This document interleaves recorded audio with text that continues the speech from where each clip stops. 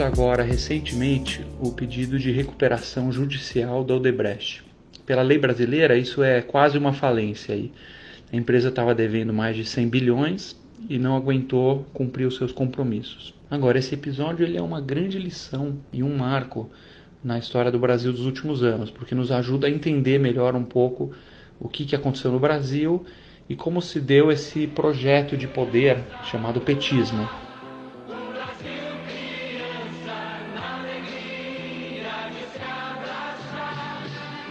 O petismo ele é, no fundo, um tipo de religião vestida em volta de um projeto muito inteligente de captura e retenção de poder. Quando os petistas ganharam a eleição lá em 2002, conquistaram o executivo no Brasil, eles fizeram a seguinte pergunta: como a gente garante a nossa permanência aqui, no poder nos próximos 50 anos? É isso que é o foco central. Não é implantar uma ideologia, uma utopia, nada disso.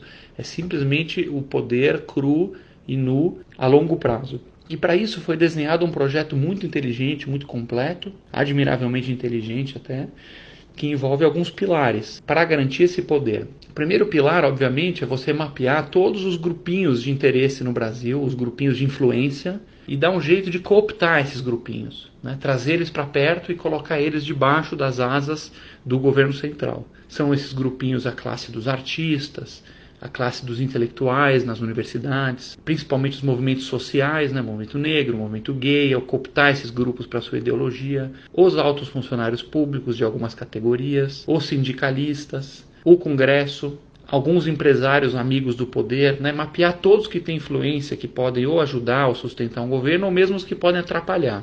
E como que você atrai esse pessoal? Você basicamente precisa dar uma tetinha.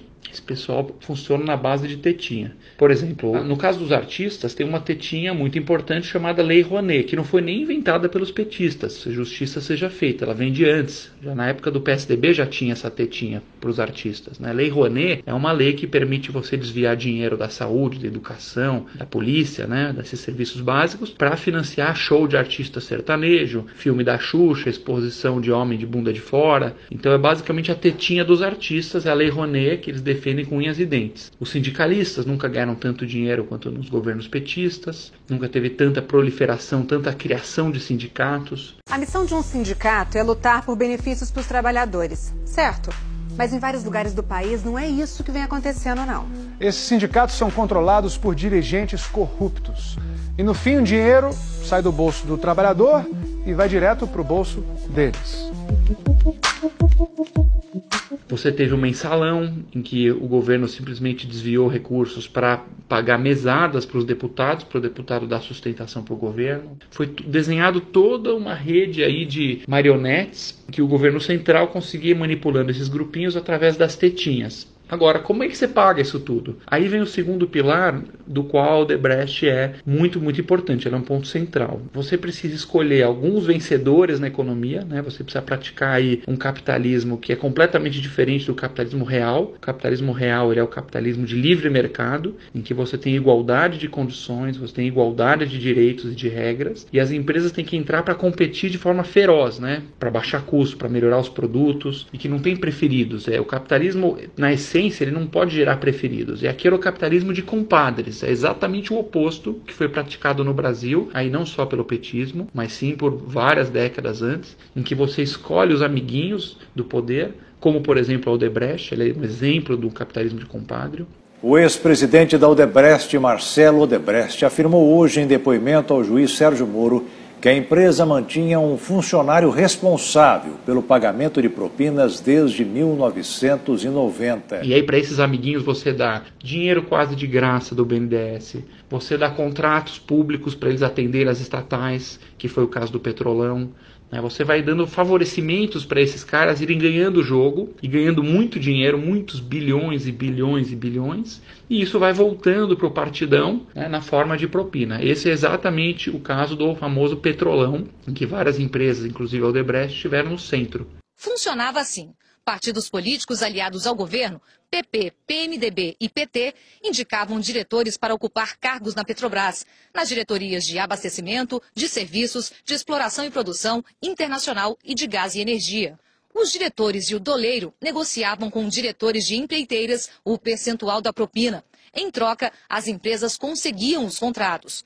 A propina saía dos cofres das empreiteiras e era distribuída aos diretores da Petrobras, a políticos e ao doleiro Alberto Youssef.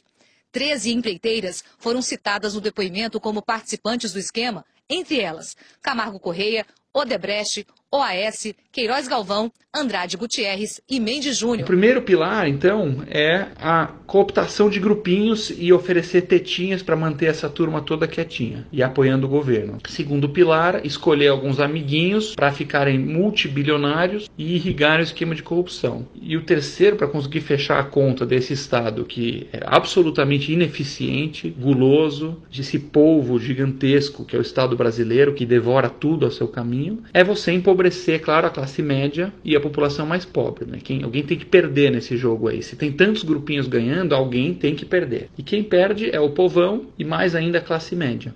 Essa é a equação aí que fecha dessa forma. Um Estado cada vez mais inchado, em que você vai dando os cargos, dando as verbas, ele vai engordando, vai deixando toda a companheirada feliz, vai deixando o funcionalismo feliz, vai deixando os empresários amigos felizes, e o povão continua na miséria e na ignorância. Você tem um exemplo, por exemplo, Bolsa Família, um programa muito bem desenhado, aliás, um programa bacana, porém há de se levar em conta que o Bolsa Família ele entrega cerca de 30 bilhões de reais ano para o povão. Só que esse mesmo povão que recebe os 30 bilhões ano do Bolsa Família, paga de imposto escondido nos produtos 150 bilhões, é 1 para 5. Ou seja, aquela família humilde que recebeu R$1 de Bolsa Família, que está feliz, grata, apoiando o petismo, essa mesma família não sabe que ela está pagando R$5 em imposto escondido no remédio da vovó, imposto escondido no sabonete, na lata de milho. É um esquema muito bem desenhado, em que você tem a ilusão de estar ajudando o povo, mas ao mesmo tempo cobrando uma carga muito maior. E por fim, o perdedor é a classe média.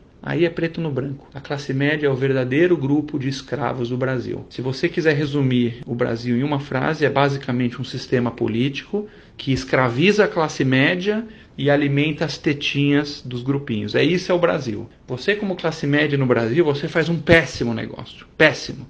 Você trabalha muito mais que no mundo desenvolvido. Você sofre muito mais com violência.